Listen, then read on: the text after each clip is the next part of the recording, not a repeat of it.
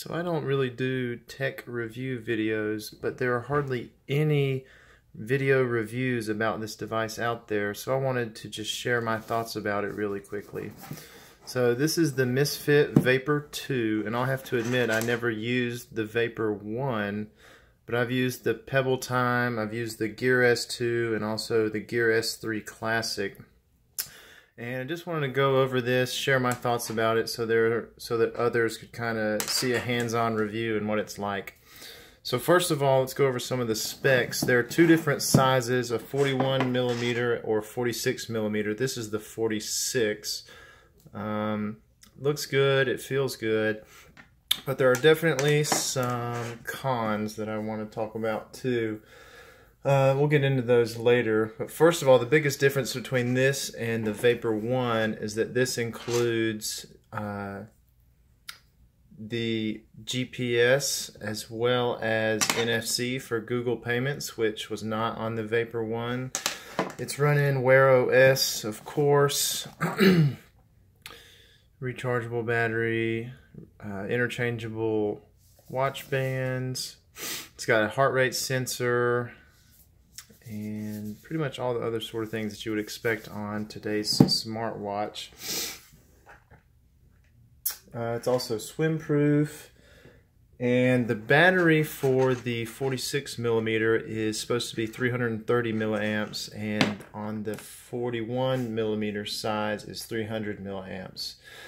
Now, they say that's enough for all-day battery life. I've only been using this for 2 days, and that has not been the case at all. I'm going to keep doing some testing, and I'll update you as that goes on. But the first day I used this, it was just a regular work day. I used it for basic notifications. I really didn't use it very heavily at all, and also I had the auto heart rate monitor turned off, and let's see, it lasted from about 7 a.m. to 8 p.m. that day, so not very good. And then today, I had the watch charged to about 85%, and then I went on a hike, and it was about a 4-mile hike, lasted about 2.5 hours, and I set Google Fit to track my exercise as a hike. And after that 2.5 hour period, it went from 85% all the way down to 27%, which is pretty terrible. I put it on battery saver mode, and then it ended up dying about 3.5 hours later. But even when it's in battery saver mode, it literally doesn't really do anything except tell the time, and only when you push this button. So let's talk a little bit about the pros and cons of this watch. The biggest con, obviously, as I already mentioned, was the battery life. It's been terrible so far. Hopefully it'll get better, but we'll see. It is using the old chipset Snapdragon 2100, so that could have something to do with it. That's really the biggest negative. It's in terms of performance, it's okay. It stutters a little bit using Wear OS, but it hasn't been that bad. Yeah. Also, the pros are it's extremely comfortable, very thin, doesn't take up too much. It's not too heavy. The bands are comfortable.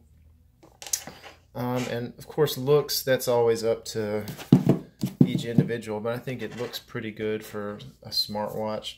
Another really positive that doesn't get talked about a lot is the navigation using this. This button will actually turn, making it really easy to go through notifications. I really like that, and I think all watches, if they don't have the movable bezel like the Samsung Gear, then it should definitely have something like this. It makes it much easier to navigate through. Also, even though the battery is terrible, it does charge really quickly. It comes with a little magnetic puck type charger.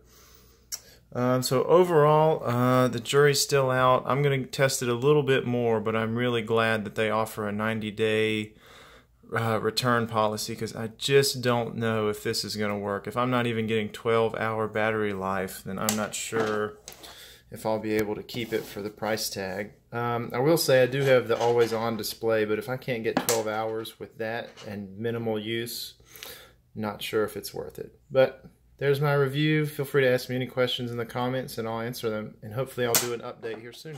Thanks.